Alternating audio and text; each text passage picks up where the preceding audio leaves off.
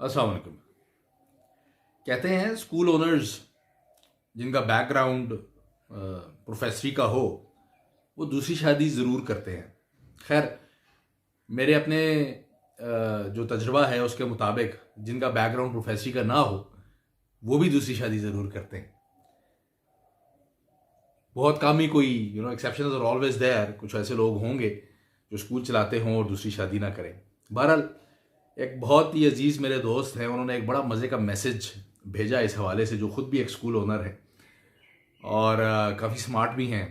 तो पता नहीं, अभी तक तो वो बचे हुए हैं, लेकिन क्या पता क्या गुल खिलाते हैं आगे। तो मैंने सोचा कि ये मैसेज आपके साथ भी शेयर कर दिया जाए ऑन अ लाइटर नोट। एक खूबसूरत जवान साला बेवा खातून अपने इकलौते बच्चे के हवाले से स्कूल में, जो एक प्राइवेट स्कूल में पढ़ता था, शिकायत का अंबार लेकर पहुंच गई। स्कूल स्टाफ जब खातून को मुतमईन न कर पाया तो उन्होंने उन्हें प्रिंसिपल साहब के दफ्तर में भेज दिया, जो कि एक प्रोफेसर भी थे। खातून अंदर आई और गुस्से में शुरू हो गई, खूब गर्जी बरसी और अपने बच्चे को स्कूल में दरपेश मसाइल के हवाले से बड़ा एक बेबाकाना इजहार किया। प्रोफेसर साहब पुरसुकून बैठे रहे, खातून की गुफ्तगू सुनते रहे और बीच में बिल्कुल भी ना बोले, कोई कता कलामी नहीं की। जब खातून अपनी बात मुकम्मल कर चुकी तो प्रोफेसर साहब कुछ यूं गोया हुए, देखिए खातून, ये मत समझिएगा कि मैं आपके हुस्न के रोब में आ गया हूं, या ये कि आपके चांद जैसे चेहरे ने मेरे पर कोई जादू कर दिया है। और ऐसा भी नहीं है कि मैं आपकी झील जैसी नशीली आंखों में खो गया हूं, और ना ही आपकी नागिन जैसी जुल्फों ने मेरे दिल को डसा है।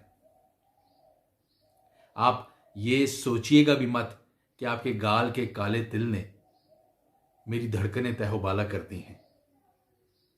मैं गालिब नहीं हूं जो आपके शीरीं लबों से गालियां खाकर भी बदमजा ना हूं, और ना ही मैं मीर हूं कि आपकी लबों की नाजुकी को गुलाब की पंखड़ी से तशबीह दे दूं।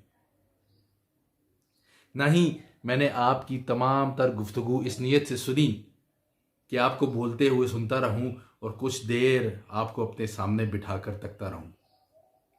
मेरा ये मिजाज नहीं है कि मैं किसी खातून को मुतासिर करने की कोशिश करूं।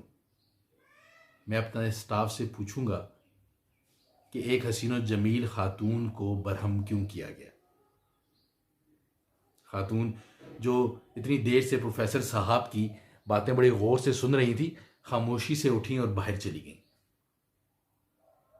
आज वो खातून प्रोफेसर साहब की बीवी हैं और उस स्कूल की प्रिंसिपल हैं।